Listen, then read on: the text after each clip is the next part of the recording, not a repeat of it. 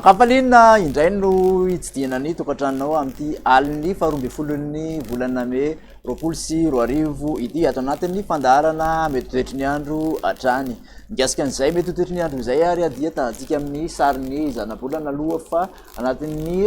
roa andro voalohany dia somary ibantoerana andrafitra ny mety toetry ny andro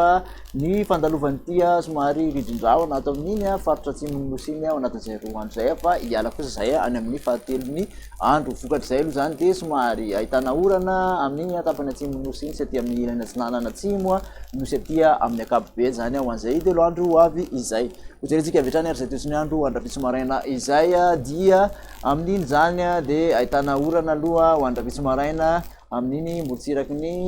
faritra nosy amin'iny faritra atsimatsinanana sy vady fahafito vinan'iny mahazo an'iny iorombe iny dia ahitana zay orana tadrivindrahona izay somary andrahona kosa amin'iny ampovoan-tany manontolo iny torak'izany koa aty amin'iny motsiraky ny faritra sofia sy boeny aty any amin'ny faritra sisa moa dia omaina ny andro mitolakandro ho an'izay rapitra zay dia mbola mitoetra manaraka an'le rindrindrahona hatrany dia aty amin'ny atsinanana no tena mahazo an'izay orana zay aty amin'iny faritra tsimatsinanana sy vady fahafito vinany amin'iny manodidina ny taolanaro iny zany no ahitana orana tandrivindrahona indrindra moa fa manamorona ny morotsiraka raha tokoa somary andrahona kosa amin'ny ampovoan-tany sy aty amin'ny morotsiraka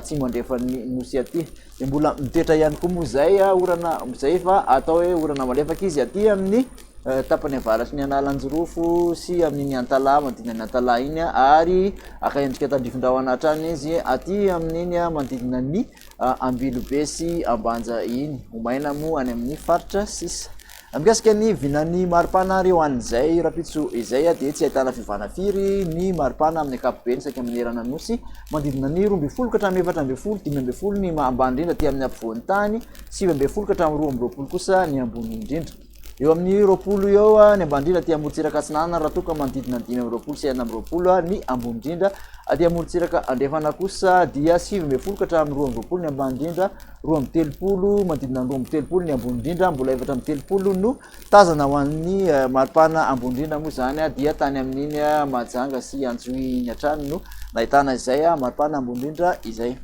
dia zay indray ary masaka azona totranao tamin'ity aneo ity makasitraka anao nanaraka izany hatramin'ny farany manasanao ary amin'ny manaraka indray veloma tompoko